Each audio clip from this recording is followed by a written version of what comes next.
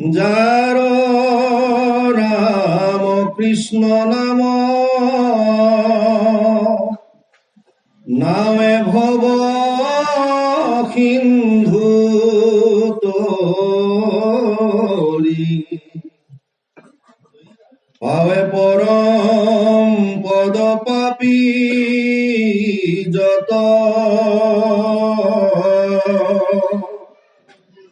সদানন্দ সনাতন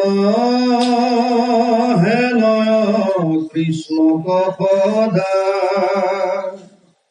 উপাসা কৰো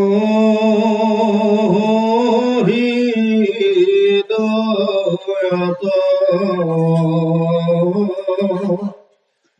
উপাসা কৰো হৃদয়ত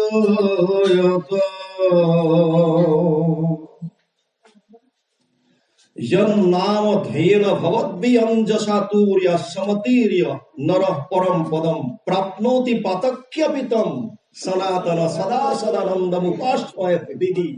भक्ति रत्नाकर प्रथम श्लोक गुरुजनाই লিখিছে, যিজনৰ নাম মাত্ৰ লৈ, যাৰ ৰামকৃষ্ণ নাম,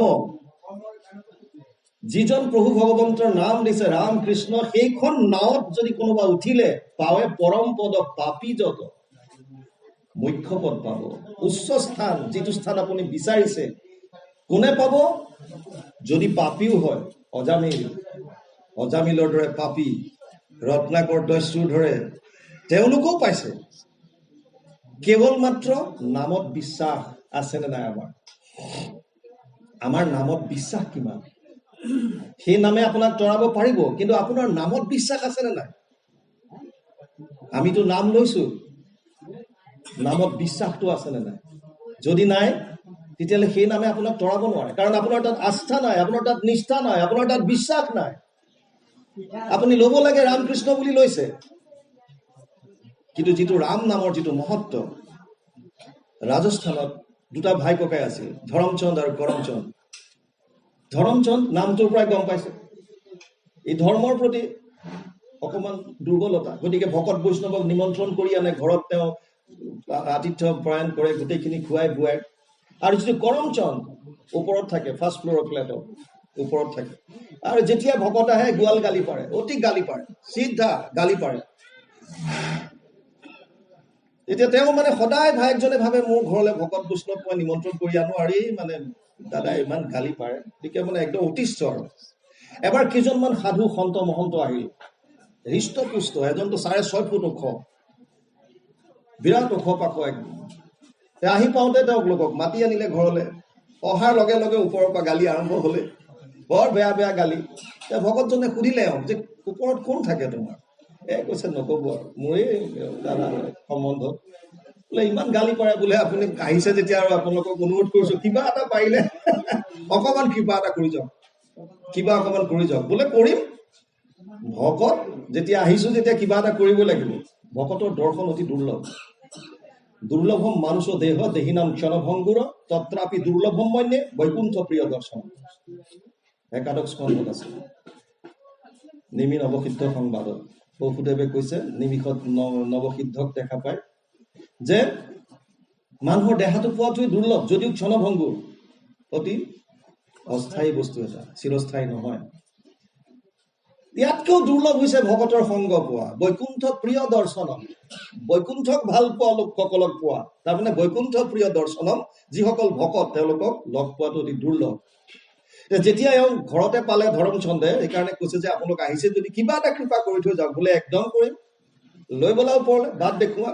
গ'ল ওপৰলৈ, ইহঁত যোৱা নিচিনা দেখি ভিতৰ সোমাই পেলাই ভিতৰৰ পৰা একদম পুৰা গালি পাৰি আছে। তাৰপিছত দুৱাৰত ঢকি আছে, দুৱাৰ খোল। সি খোলা নাই, কৈছে নুখুলিলে এতিয়া মই তোক ধাক্কা মাৰি দুৱাৰ ভাঙিম, তই খোল। তাই খুলি দিলে দুৱাৰ। খোলাৰ পিছত কৈছে তই কিয় গালি পাৰিছ? সি তথাপিও নামানে, তাক বগৰাই দিলে সাধুজনে, তলত পেলাই লৈ ওপৰত বহি ললে, আৰু ডিঙিত হাতটো দি কলে ৰাম নাম ল এবাৰ ৰাম নাম। সি কলে ৰাম ৰাম। প্ৰাণৰ এতিয়া প্ৰাণৰ ভয় আহিলেতো যোনে হওক ল'বই লাগিব ন। তাক কৈছে ল, নহলে তোৰ ডিঙি চেপিতে তো হাহাকাৰ কৰি দিলে। চেপা মাৰি যেতিয়া ধৰিলে কলে ৰাম ৰাম। বোলে ঠিক আছে, এটা কথা মনত ৰাখ, এইটো কেতিয়াও নেবেচিবি। এই যে ৰাম ৰাম যে তই দুবাৰ ললি, এইটো কেতিয়াও সময় আহিব পাৰে, তোৰ ইয়াৰ মূল্যৰ কথা আহিব পাৰে, তই কেতিয়াও ইয়াক নেবেচিবি। বছ ইমানটোৱে মনত ৰাখ। এই যি ৰাম নাম ললি এইটো কেতিয়াও নেবেচিবি। তাৰ মনত সেইটো সোমাই গ'ল, কিন্তু আচৰণত তেনেকেই থাকিব। এতিয়া যেতিয়া মদ ভাং খাই গালি গালাজ কৰি থাকে, কিমান দিন থাকিব, তাৰপিছত গৈ আল্টিমেটলি তাৰ মৃত্যু হ'ল। কিন্তু এটা কথা আপোনালোকে বুজি লওক, আমাৰ যেতিয়া আত্মাটো যায়, আত্মাৰ লগত মন আৰু 5টা জ্ঞানেন্দ্ৰিয়, মন বুদ্ধি অহংকাৰ আৰু 5টা জ্ঞানেন্দ্ৰিয় একেলগে যায়, যিটো লিংগ দেহা বুলি কয়। গতিকে মনৰ মাজত ছাবকনচিয়াছ মাইণ্ড বুলি যিটো আমাৰ আজিকালি কয়, অৱচেতন মন যিটো, তাত এই বস্তুখিনি সোমাই থাকে, যিখিনি আপোনাৰ কামনা বাসনা আছে। আৰু সেই বাসনাখিনিক কাৰণ শৰীৰ বুলি কয়, যিটোৰ কাৰণে আপুনি আকৌ আহিবলগীয়া হয়। কাৰণ নাথাকিলে কাম নহয়। কাৰণেন বিনা কাৰ্যম ন কদাচন বিদ্যতে। এই কাৰণবিলাক আমাৰ ইয়াত ভিতৰত সোমাই থাকে, সেইটো কাৰণ শৰীৰ বুলি কয়। আৰু যিটো শৰীৰত আত্মাৰ লগতে এই 5 জ্ঞানেন্দ্ৰিয় মন বুদ্ধি অহংকাৰ একেলগে থাকে, সেইকেইটা বস্তু লিংগ দেহা বুলি কয়, যিটো আত্মাৰ লগত যায়। এতিয়া যাওঁতে যেতিয়া যমে সুধিলে যে তইতো গোটেই জীৱনটো পাপ কৰিলি, এবাৰ মাত্ৰ এজন মহন্তৰ সংগ পাই তই ৰাম নাম ললি, দুবাৰ মাত্ৰ ৰাম ৰাম কলি, তেতিয়া তোৰ সেইফালৰ পৰা তই যে দুবাৰ যে ৰাম ৰাম ললি, তাৰ কাৰণে অলপ সময় কাৰণে হলেও তই স্বৰ্গলৈ যাব লাগে। বাকী তোৰ গোটেই মানে যিমান দিন আছে চব নৰকত। তই এতিয়া আগতে কোনটো ভোগ কৰিবি? সিটো তাৰ মানে মনত আছে। সাধুজনে কৈছিল যে বিক্ৰী নকৰিবি। সি কৈছে এটা কথা মোক আগতে ক্লিয়াৰ কৰ, এই যে মই দুবাৰ যে ৰাম ৰাম ললো, এই ৰাম নাম দুটাৰ মূল্য কিমান দিবা? মই যে দুবাৰ ৰাম ৰাম ললো, ইয়াৰ প্ৰাইচটো কিমান, মূল্য কিমান পাব, কিমান দিনৰ কাৰণে পঠাবা? এতিয়া জমৰ লাগিব চিন্তা। কৈতো দিলে হয় স্বৰ্গলৈ পঠাম এতিয়া তুমি অকমান সময়ৰ কাৰণে, কিন্তু কিমান সময় নিৰ্ধাৰণ কেনেকে কৰিব? এতিয়া লাগিল জমে কৈছে এইটোতো মই এতিয়া ফাইনেল কৰিব নোৱাৰো। লগে লগে ইন্দ্ৰৰ লগত যোগাযোগ, ইন্দ্ৰ আহি গ'ল। ইন্দ্ৰই ক'লে যে ইন্দ্ৰক ক'লে যে এনেকুৱা এনেকুৱা ঘটনা, ই দুবাৰ মাত্ৰ ৰাম ৰাম লৈছে, এতিয়া মোক কৈছে যে ইয়াৰ মূল্যটো কিমান আগতে কোৱা। মইতো মূল্যটো ক'ব নোৱাৰিম। ৰাম নামৰ মহিমা জানো, অপাৰ মহিমা, কিন্তু মূল্য কিমান দিম এতিয়া? কৈছে ইন্দ্ৰই কৈছে এইটোতো মই নাজানো। কৈছে তেতিয়াহ'লে ব'লা ইয়াক লৈ যাওঁ ব্ৰহ্মলোকলৈ। সি কৈছে মই এনেকে নাযাওঁ, দোলাত যাম এতিয়া। তোমালোকে দোলা কৰা। আকৌ দোলাত ভাৰ কৰি লৈ গৈছে, ব্ৰহ্মলোক পালেগে। ব্ৰহ্মাই ক'লে আৰে এইটো জীৱ মনুষ্যৰ শৰীৰত তুমি ইয়ালৈ কিয় লৈ আহিলা? কৈছে নক'ব আৰু বোলে এনেকুৱা এনেকুৱা বিপদত পৰিলো। ই এতিয়া ৰাম নামৰ মহিমানে মূল্য সুধিছে। এবাৰ ৰামৰ নামৰ মহিমা কিমান মূল্য হ'ব কোৱা? ব্ৰহ্মাই কৈছে এইটোতো মই নাজানো, কাৰণ আমি মহিমাৰ কথা জানো যে অপাৰ মহিমা। ৰাম কৃষ্ণ নাম যিটো লয় একবাৰ, কোটি জনমৰ পাপ ভস্ম হয় তাৰ, এইটো আমি জানো, কিন্তু এটা মূল্য কিমান দিম? কৈছে এইটোতো নাজানো, বোলা শিৱলোকত আকৌ আহিলে কৈলাশত। শিৱই কৈছে মই নাজানো। ফাইনেলি বৈকুণ্ঠলৈ লৈ গ'ল, চব কৈছে বৈকুণ্ঠলৈ। বৈকুণ্ঠত গৈ পোৱাৰ পিছত বৈকুণ্ঠত কৈছে আৰে তোমালোক আহিলা আৰু এইটো জীৱটো লৈ আহিলে ইয়ালৈ? কৈছে প্ৰভু এইটো কাল হ'ল আমাৰ কাৰণে, আমি গম পোৱা নাই। এতিয়া ই মাত্ৰ গোটেই জীৱনত দুবাৰ মাত্ৰ ৰাম ৰাম ললে, এতিয়া ইয়াক মূল্যটো লাগে কিমান হয় কওক? ভগৱানে ক'লে তাক মোৰ ওচৰলৈ মাতা। আহিলে, কৈছে ক'লা দেখুৱাই দিয়া, ইয়াক দেখুৱাই দিলে। এতিয়া সুধিলে এওঁলোকে, কৈছে মূল্যটো কি? বোলে আৰু কি মূল্য লাগে? আৰু কি মূল্য লাগে? দুবাৰ ৰাম ৰাম লোৱাৰ পাছত ই আহি পেলাই সকলো লোক ভ্ৰমণ কৰি আহি পেলাই এই বৈকুণ্ঠত মোৰ কোলাত বহিলি, আৰু কি মূল্য লাগে ইয়াতকে? ৰাম কৃষ্ণ নাম যিটো লয় একবাৰ, কোটি জনমৰ পাপ ভস্ম হয়, সমস্ত জনমৰ পাপ ভস্ম হ'ব। কিন্তু আপুনি আপোনাৰ নিষ্ঠাটো আছে নে নাই? আপুনি কেনেকে লৈছে? ইয়াত কৈছে ৰাম কৃষ্ণ নাম, যাৰ ৰাম কৃষ্ণ নাম নাৱে ভৱ সিন্ধু তৰি, যি সংসাৰ সাগৰ, য'ত আমি 3 তাপেৰে তাপিত হৈ আছো, যিটোৰ উপায় বিচাৰি আমি বিভিন্ন জেগাত গৈছো, অন্য দেৱ দেৱতা ইত্যাদি ভ্ৰমণ কৰিছো পাৰ পাবৰ কাৰণে, কিন্তু কৈছে সেইবিলাক সকলোখিনি ৰাম নামৰ মাজতে আছে। পাৱে পৰম পদ পাপী যত, যিমানেই পাপী নহওক কিয়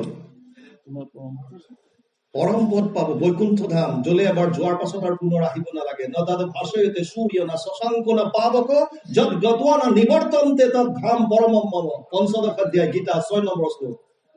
য'ত এবাৰ যোৱাৰ পাছত আৰু আহিব নালাগে, যিখন লোকত কোনো এইবিলাক সূৰ্য চন্দ্ৰ নক্ষত্ৰৰ প্ৰকাশ নালাগে, স্বয়ং প্ৰকাশিত যি স্বয়ং প্ৰকাশমান, য'ত এবাৰ যোৱাৰ পাছত পুনৰ আহিব নালাগে, সেইখন ধাম মোক অখণ্ড প্ৰকাশ। তালে কোন যাব পাৰে? মাম হি পাৰ্থ বিপাশ্ৰিত জি অপিষু পাপয়োনয় স্ত্ৰীয় বৈশ্যস্তদা শূদ্ৰ স্তে অপি ইয়ান্তি পৰম গতি। নৱম অধ্যায় ৩২ নম্বৰ শ্লোক গীতা। তাত কৈছে, হে অৰ্জুন, অতি পাপীয়ে নহওক কিয়, আৰু স্ত্ৰীৰ যিটো মানসিকতা, যিটো সন্তানৰ প্ৰতি হওক মানে বস্তুৰ প্ৰতি হওক এটা মোহ থাকে, আসক্ত থাকে, এই তেনেকুৱাও যদি কোনোবা হয়, নিষ্কুল অজ্ঞানো যদি কোনোবা হয়, সেই সকলেও যদি মোক ভক্তি কৰিলে, মাম হি পাৰ্থ বিপাশ্ৰিত, মোক যদি আশ্ৰয় কৰিলে, তেতিয়াহ'লে মই তেওঁলোকক উদ্ধাৰ কৰি দিম, মোৰ ওচৰ পাব, এই স্থান পাব, পৰম পদ পাব। যাৰ ৰামকৃষ্ণ নাম নামে ভৱ সিন্ধু তৰি, পাৱে পৰম পদ পাবি যত, সদানন্দ সনাতন হেন কৃষ্ণক সদা উপাসা কৰ হৃদয়ত। সদানন্দ সনাতন, সনাতন মানে কালিও যিটো আছিল আজিও আছে কাইলৈও থাকিব, যিটো চিৰদিন থাকে এইটো সনাতন। সদানন্দ মানে যাৰ স্খলন নাই, আৰু সৎযোগানন্দ, সদানন্দ। আমাক কি লাগে? আপোনাক মোকতো অলপ দিনৰ অকমান সুখ নালাগে, আপোনাক মোক সকলোকে আনন্দ লাগে। এটা কথা বুজি লওক, আমাৰ মানুহ মাত্ৰ প্ৰত্যেকজনে আনন্দ বিচাৰে, প্ৰত্যেককে লাগে আনন্দ। কিয় লাগে? কাৰণ আমি পৰম আনন্দৰ অংশ। মামে বংশ জীৱলোকে জীৱভূত সনাতন, ৫৫ অধ্যায় ৭ নম্বৰ শ্লোক গীতা। আমি সকলোবিলাক প্ৰভু ভগৱন্তৰ অংশ। এতিয়া প্ৰত্যেকটো বস্তুৱে আপোনালোকে এটা চাওক, চবে মূললৈ যাব বিচাৰে, মূল। আপোনাক 5 ষ্টাৰ ফেচিলিটি দি পেলাই যদি কোনোবা এখন বাহিৰত ৰাখি থৈছে, আপুনি এমাহ থাকিব, 2 মাহ থাকিব, 3 মাহ থাকিব, 4 মাহ থাকিব, ফুল খাদ্য, ফুল ফেচিলিটি, কিন্তু তাৰপিছত আপোনাৰ মনলৈ আহিব এপাক ঘৰলৈ যাব লাগে। কিয়? মূলটোলৈ যাব বিচাৰে, এপাক হ'লেও ঘূৰি আহিব বিচাৰে। ইয়াত বৰষুণৰ পানী পৰে, পানীখিনি নদী নলা নৰ্দমা হৈ সাগৰলৈ যাব বিচাৰে, বন্তি গছি জ্বলাই দিছে, আকাশৰ ফালে যাব বিচাৰিছে। প্ৰত্যেক বস্তুৱে নিজৰ মূললৈ যাব বিচাৰে, মূল। এতিয়া আমাৰ মূল কি? আমাৰ মূল বুলি কৈছো এইকাৰণে যে আচলতে মই নহয়, আমি। কিয়? ইয়াত দুটা বস্তু আছে। ২৪ তত্ত্বৰ দ্বাৰা গঠিত এইটো শৰীৰ, স্থূল শৰীৰটো, এইটো মায়াৰ দ্বাৰা সৃষ্ট। আৰু ইয়াত যিটো আত্মা সোমাই আছে, বাপজনাই কোৱাৰ দৰে, এইটো ভগৱানৰ বস্তু। যদিও মায়া 3টা শক্তি আছে, চিত শক্তি, মায়া শক্তি, জীৱ শক্তি। প্ৰভু ভগৱন্তৰ 3টা শক্তি। চিত শক্তিক অন্তৰংগ শক্তি বুলি কয়, স্বৰূপ শক্তি বুলি কয়, পৰা শক্তি বুলি কয়, যিটোৰ দ্বাৰা কোটি কোটি ব্ৰহ্মাণ্ডৰ সৃজন কৰে। আৰু এটা তেওঁৰ শক্তি আছে মায়া শক্তি। এই মায়া শক্তিৰ দ্বাৰা ইয়াত যিমানবিলাক বস্তু দৃষ্টিগোচৰ হৈছে তাৰ 3টা গুণৰ দ্বাৰা, সত্যম ৰজস্তম ইতি গুণ প্ৰকৃতি সম্ভৱা, ৪ৰ্থ অধ্যায় 5 নম্বৰ শ্লোক। 3টা গুণ আছে, সত্য ৰজ তম, চব খেল এই 3টা গুণৰ। যত যিমান বস্তু আছে চব 3 গুণৰ দ্বাৰা সৃষ্ট। গতিকে মায়াৰ দ্বাৰা, আৰু আমাৰ ২৪ তত্ত্ব এই মায়াৰ পৰাই সৃষ্টি হৈছে। ২৪ তত্ত্ব, পঞ্চমহাভূত, পঞ্চতন মাত্ৰা, ৰূপ ৰস গন্ধ স্পৰ্শ শব্দ, 5 জ্ঞানেন্দ্ৰিয়, শ্ৰোত্ৰ নেত্ৰ জিহ্বা ঘ্ৰাণ আৰু চৰ্ম, 5 কৰ্মেন্দ্ৰিয়, গুহ্য লিংগ পদ বাণী কৰ, মন বুদ্ধি চিত অহংকাৰ। ২৪ তত্ত্ব সম্পূৰ্ণ মায়াৰ। আৰু আত্মা। এতিয়া চাওক, ইয়াত দুটা বস্তু আছে। হয় কৃষ্ণ, হয় মায়া। পৰা আৰু অপৰা 2টা বস্তুৱে, তাৰমানে নামকেইটা বেলেগ বেলেগ। এইটো হৈছে বহিৰংগ শক্তি বুলি কয় প্ৰভু ভগৱন্ত, আৰু এটা অন্তৰংগ শক্তি। গতিকে এইটো হৈছে মায়া। এতিয়া বস্তুটো বুজক, 3টাই মূল তত্ত্ব আছে। এটা হৈছে ভগৱান তত্ত্ব, যিটোক আমি চিত শক্তি বুলি কলো, এটা হৈছে মায়া তত্ত্ব, আৰু এটা হৈছে জীৱ তত্ত্ব। আমি হলো জীৱ, আমাৰ বাহিৰে 2টা তত্ত্ব আছে। এটা হৈছে এফালে ভগৱান, এফালে হৈছে মায়া। মায়া মানে একেবাৰে তৃণ তৰুৰ পৰা বুলি ব্ৰহ্মলোকলৈকে সমস্ত বিলাক যিমানবিলাক আমাৰ দৃষ্টিগোচৰ হৈছে বা আমাৰ দৃষ্টিত অহা নাই, চব মায়া। আৰু ইফালে কেৱল ভগৱান, আৰু আমি জীৱ। এতিয়া বস্তুটো চাওক, আমি বুলি কোৱাৰ লগে লগে 2টা তত্ত্বৰ কথা কলো। এফালে মায়াৰ দ্বাৰা স্থূল শৰীৰ, মন বুদ্ধি চিত অহংকাৰ। মানে মনটো কাৰ দ্বাৰা মূল? কাৰ মনৰ মূল কি? মায়া। মনটো কাৰ দ্বাৰা সৃষ্ট? ২৪ তত্ত্ব মায়াৰ, হয়নে নহয়? গতিকে মনটোৰ মূলটো কি? সংসাৰখন হবনে নাই? গতিকে ধন টকা পইচা, এইফালে মনটোৱে টানে। কিন্তু আত্মাটোৰ মূল কি? ভগৱান। গতিকে আত্মাই কৈ থাকে বাৰে বাৰে, উপায় নাই, অকমান তই এইফালে মোৰ কৰ।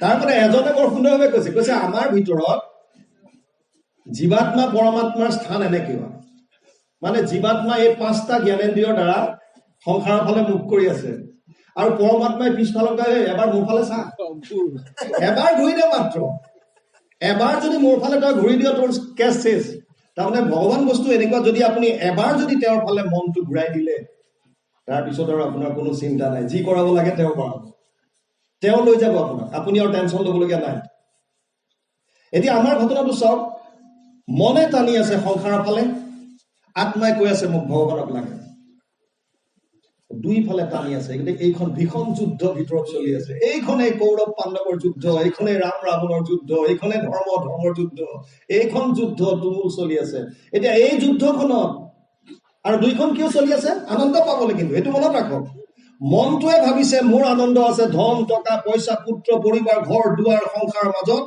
আত্মাই কৈছে নাই ইয়াত নাই মোৰ আনন্দ আছে কেৱল পৰমানন্দ সদানন্দ এতিয়া কোন জিকিব যাক আপুনি খোৰাকি বেছি দিয়ে ভোজন বলি যোন হ'ব তেওঁতো জিকিব এতিয়া আপুনি যোনটো ফালে ভোজন বেছিকৈ দিয়ে সেইজনে জিকিব এতিয়া ভোজন আপুনি কাক বেছি দিয়ে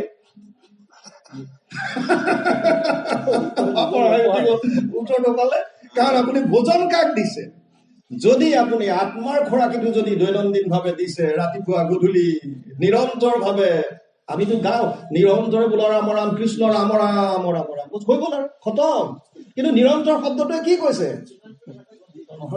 অহৰ্নিশে কণ্টিনিউ আনব্ৰেকেবল মাজত কোনো গেপ থাকিব নোৱাৰিব কণ্টিনিউ ভাৱে ৰাম নাম ল'বলৈ কৈছে খাওঁতে শুওঁতে অহৰ্নিশে আপুনি লৈ থাকিব লাগিব কিন্তু আমি আৰু কওঁতে এবাৰ ঘোষা ঘুষি দিলো খতম আৰু তাৰপিছত এতিয়া চাওক মনটোৱে কৈছে এইফালে আছে আত্মাই কৈছে নাই তোৰ সুখ এইফালে আছে টনাটনি ভীষণ চলি আছে যুদ্ধ এতিয়া এইখনত জয়ী সেইজনৰ হ'ব যাক আপুনি খোৰাকি বেছিকৈ দিছে যদি আত্মাৰ খোৰাকি শ্ৰৱণ কীৰ্তনৰ দ্বাৰা যদি আপুনি ৰেগুলাৰ ভাৱে দি থাকিব পাৰিছে তেতিয়াহ'লে আপুনি পৰমানন্দ হৃদয়ত লাভ কৰিব পাৰিব আৰু যদি আপুনি মনটোক সন্তুষ্ট কৰিবলৈ যদি সংসাৰমুখী হৈ গ'ল ধন টকা পইচা পুত্ৰ পৰিবাৰ ঘৰ দুৱাৰ ইত্যাদি ইত্যাদি আশা পাশা সতের মধ্যে কাম ক্রোধ পরায়ণ ইহন্তে কাম ভোগার্থম অন্যায়েন অর্থ সঞ্চয় ষষ্ঠদশ অধ্যায় গীতা 12 নম্বৰ শ্লোক তাত কৈছে আশাৰ পাশত বন্দী হৈ মানুহে অন্যায়ৰ দ্বাৰা কৰাপশ্যনৰ দ্বাৰা ধন টকা পইচা ঘটিবলৈ লয় এইটো শাস্ত্ৰত চব লিখা আছে আৰু হয় আমি কৰি আছো এই যে কৰাপশ্যন হৈছে কিয় কৰাপশ্যন বিলাক কিয় হৈছে এইটো কাৰণে ভাবিছে টকাই মোক সুখ দিব আসল বস্তুটো ক'ত আছে সবে ভাবিছে যে মোক বস্তু বাহিনী টকা ইত্যাদিয়ে মোক সুখ দিব সেইটো কাৰণে সেইটো বস্তু লাগে বুলি ভাবে কোভিডৰ সময়ত আমাৰ তাত এগৰাকী আহে গিৰিয়েকক ক'লে যে মোক পাটৰ কাপোৰ এযোৰ দিয়া গিৰিয়েকে ক'লে কোভিড চাৰিওফালে এইবিলাক তাণ্ডৱ চলি আছে তুমি পাটৰ কাপোৰ লাগে এইবাৰ নালাগে ল'ব ল'ৰা ছোৱালীকেইটাকে কিবা পাৰিলে দিওঁ বোলে নাই নাই মোক লাগিব আপোনালোক ইয়াত এনেকুৱা নহয় চাগে আমাৰ ফালে নিদিওঁ বুলি ক'লে মুখত কিবা এটা এংগল কৰি মাৰি দিয়ে ভয়ানক একদম গম পাই যাব যে মানে এইটো যেতিয়া এংগল কৰি মাৰিলে ফচকে তেতিয়া গম পাব যে কিবা এটা গণ্ডগোল আহি গৈছে এইটো মানে ধুমুহাৰ আগজাননী ৰাধাৰে দি দিলে ইংগিত আৰু যে এডাল ভয়ানক আহিব এতিয়া তাৰ পৰা বাচিবলৈ হ'লে কি কৰিব লাগিব যিটো বিচাৰিছে দি থৈ দিয়া তেওঁ বাপজনাই ক'লে ঠিক আছে সেইডাল মাৰিব নালাগে আৰু যি লাগে তাকে দিম 20,000 টকা দি পাটৰ কাপোৰ এযোৰ আনি দিলে কিহৰ কাৰণে মনৰ সন্তুষ্টি আনন্দটো ক'ত আছে এই কাপোৰযোৰত 20,000 টকাৰ কাপোৰযোৰত মোৰ আনন্দ আছে গতিকে কাপোৰযোৰ মোক লাগে দেশ দুনিয়া যি হয় হৈ থাকক কাপোৰযোৰ আনি দিওঁতে বিৰাট আনন্দ ৰাতিও টোপনি নাই দুটা কথাত মানুহৰ টোপনি নাহে এটা অতিপাত দুখত আৰু এটা অতিপাত দুখত টোপনি নহাটো বাৰু বুজিব পাৰিম এতিয়া সুখত কিয় টোপনি নাহে থৌকি বাথৌ মনতকৈ ডাঙৰ কথা হৈছে কি জানে নাই আপোনাৰ যিটো পাইছে আহি গৈছে ভিতৰৰ পৰা আহি গৈছে কাক কেতিয়া প্ৰকাশ কৰো যেতিয়া প্ৰথম HMV ঘড়ী ওলাইছিল কোনোবাই যদি ঘড়ী পিন্ধিলে বা একদম সেইটো নুশুধালৈকে ৰক্ষা এগৰাকী বুঢ়ী মানুহে এটা আঙুঠি বনালে আঙুঠিটো বনাই কথাই কথাই এনেকে আছে কোনো নুশুধে ঘৰৰ সন্মুখত জুপুৰি এটা আছিল দিলে জ্বলাই বাটলৈ আহি গৈ মোৰ ঘৰ জ্বলিলে তাৰপিছত চব মানুহ আহি কৈছে দেখ আপোনাৰ ঘৰটো বহুত পিছলে আছে এইটোতো বাৰীত থকা অকমান জুপুৰি বাৰু যি হওক ৰাইজে নুমলে কাষৰ মানুহজনী আহি পেলাই দেখিলে আঙুঠিটো বিৰাট ধুনীয়া লাগিছে কৈছে আইতা এইটো কেতিয়া বনালে ধেত মৰতি, তই এইটো আগতে সোধা হলে ঘৰটো জ্বলাবলগীয়া নহয়। মানে আমাৰ যিটো আনন্দৰ যিটো বস্তু ভিতৰত আছে তাক প্ৰকাশ কৰিব নোৱাৰালৈকে আমাৰ কিবা কেনেকে ইউজ পিচাই থাকে। আইগৰাকীও ৰাতি উচ পিচাই আছে, কিয়? আমি সকলোৱে মনে মনে একোজন প্ৰতিবেশীক প্ৰতিদ্বন্দ্বী সাজি লওঁ। আপোনাৰ প্ৰতিদ্বন্দ্বী আপোনাৰ বন্ধু হ'ব পাৰে, আপোনাৰ সম্পৰ্কীয় হ'ব পাৰে, আপোনাৰ কাষৰ গৰাকী হ'ব পাৰে, যিকোনো এজন আপোনাৰ প্ৰতিদ্বন্দ্বী সকলোৱে আছে। ই যদি এইটো ল'ব পাৰে মই তাক এইটো লৈ দেখুৱাম, প্ৰতিদ্বন্দ্বী। ই এইটো কৰিছে, আচ্ছা মই কাইলৈ এইটো কৰি দেখুৱাম, প্ৰতিদ্বন্দ্বী। কিন্তু প্ৰতিদ্বন্দ্বী আপুনি কাক সাজে? যিবিলাক আপোনাৰ লেভেলৰ। আপুনি টাটা বিৰলাৰ ওচৰত, আম্বানী আদানীৰ ওচৰত নাযায় সেইবিলাক টক্কৰ মাৰিবলৈ। আল্টিমেটলি আইগৰাকীৰ প্ৰতিদ্বন্দ্বী আছিল কাষতে প্ৰতিবেশী গৰাকী। গতিকে ৰাতিপুৱা 4টাতে উঠিছে, আনদিনা যদি 7টা-8টাতো সজ্জাই এৰে, সেইদিনা সোনকালে এৰিছে। কিয়? এই বাইদেউ গৰাকীক ক'ব। আৰু একদম ঠাই সাৰি আনদিনা যদি বাহিৰত গৈ মাত্ৰ বাটলৈ জাবৰ কেইডালহে পেলাই, সেইদিনা ৰাস্তাও সাৰিছে আৰু চাইছে এনেকৈ উঠিল নে নাই। সেইফালে বাইদেউ সেইদিনা সোনকালে উঠিছে, তেওঁ ঠাই সাৰি সাৰি আহিছে। এওঁ ইফালৰ পৰা কোৱা আৰম্ভ কৰিলে, বাইদেউ সাৰ পালে? বোলে পালো। নকব আৰু বুজিছে নে, আমাৰ মানুহটো ইমান অকৰা। বোলে ৰাতিপুৱাই মানুহটোক অকৰা সজালে, কাৰণটো কি? বোলে এবাৰ ইমান মানা কৰিছিলো কাপোৰ কানি দিব নালাগে, নুশুনিলে নহয়। বোলে কি কৰিলে? 20,000 টকা দি কাপোৰ এযোৰ আনিছে, পাটৰ কাপোৰ, গোটেই গাত গোটা বচা ফুলি আছে পুৰা, একদম বেলুনত হাৱা ভৰালে যেনেকৈ ফুলি থাকে। ইফালে যি গৰাকী কৈ আছে তেওঁৰ আকৌ স্বামী আমাৰ দৰে আছিলে পাৰামিলিটাৰীত। আপোনালোকে জানে মই ষ্টেট কমাণ্ডেণ্ট হিচাপে আছিলো SSB। ৰাইজৰ লগত থাকিম বুলি ভলণ্টিয়াৰ গুচি আহিলো 22ত। যি কি নহওক, তাৰপিছত সিফালৰ পৰা বাইদেৱে কৈছে আমাৰ এওঁ আহিছে ৰাতি, 2 মাহৰ ছুটী লৈ আহিছে বিহু বুলি, গুৱাহাটীৰ পৰা মোলৈ কাপোৰ এযোৰ আনিছে। বোলে কিমান লৈছে আপোনালোকৰ? বোলে 25,000। বেলুন ফুটিলে ধপকে ফুটি থাকিল। কিয়? তাৰ মানে যিটো সুখ ৰাত ভৰ আছিলে শেষ হৈ গ'ল। কিহৰ কাৰণে? যদিও কাহিনীটো ৰসিক, আপুনি তত্ত্বটোলৈ যাওক। যিযোৰ কাপোৰৰ কাৰণে ৰাত ভৰ শুব পৰা নাছিল, উচ পিচাই আছিল আনন্দত, খন্তেকতে সেই আনন্দ নাইকিয়া হৈ গ'ল। কাৰণটো কি? কাৰণ কাপোৰযোৰত আনন্দ নাছিলে। সুখৰ দুখৰ জানা মনেহে কাৰণ, মনৰ সংস্কাৰে আচৰয় কৰ্মগণ। এই মনটোৱে বিচাৰে যে সংসাৰত সুখ আছে, সেইকাৰণে ধন টকা পইচা ইত্যাদি ইত্যাদি ইত্যাদি। তাৰ বিপৰীতে আত্মাই কৈছে মোক পৰম আনন্দ লাগে, মোক এইটো লাগে, এইটো দিয়া। আৰু সেইকাৰণে ইয়াত মহাপুৰুষ মাধৱদেৱে কৈছে যদি সেইটো লাগে তেতিয়াহ'লে তোমাৰ কাৰণে উপযুক্ত বস্তু হৈছে যাৰ ৰাম কৃষ্ণ নাম নাৱে ভৱ সিন্ধু তৰি পাৱে পৰম পদ পাপী যত সদানন্দ সনাতন হেনয় কৃষ্ণক সদা উপাসা কৰব। বাহিৰত আপুনি ঈশ্বৰক বিচাৰি নাপায়। ঈশ্বৰক যদি লাগে ইয়াত পাব। আৰু ইয়াৰ ঈশ্বৰজন বিচাৰিবলৈ এটাই সাধন লওক, কেৱল মনৰ বাহিৰে বেলেগ বস্তু কাম নাই। আৰু ইণ্টাৰেষ্টিং কথা এটা শুনক, সংসাৰৰ ক্ষেত্ৰত আপুনি যদি কল্পনা জল্পনা কৰি থাকে আপুনি একোটো ফল নাপায়। আপুনি যদি বিচনাত শুই শুই ভাবি থাকে মই ইয়াত খেতি কৰিবলৈ ওলাইছো, মই ইয়াত ট্ৰেক্টৰ চলাইছো, এইফালে মই কঠীয়া পেলালো, ইয়াত মই ইয়াত ৰুইছো, ইমানখিনি মোৰ ধান হ'ল ৰোৱা, এতিয়া মোৰ ধান পকিছে, মই ইয়াত মাৰি আনিলো, খোৱাৰ পৰা উঠাৰ পিছত দেখিব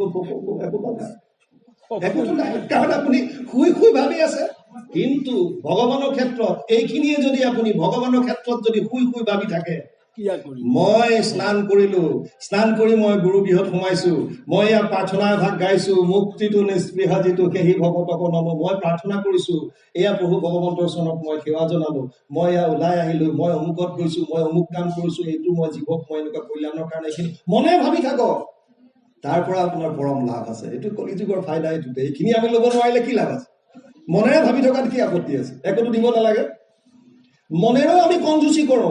এবাৰ এজনে মনেৰে ভাবি আছিলে, তাৰপিছতে উচৰ্গা কৰাৰ সময়ত তেওঁ ভাবিলে এয়া মই ক্ষীৰ বনাইছো ধুনীয়াকে, এয়া ক্ষীৰ বনাইছো, ইয়াত মই ইয়াত ঘিউ ঢালিছো বুলি কওঁতে মনেৰে ভাবি থাকোতে গোটেই বটল ঘিউ তাত পৰি গ'ল।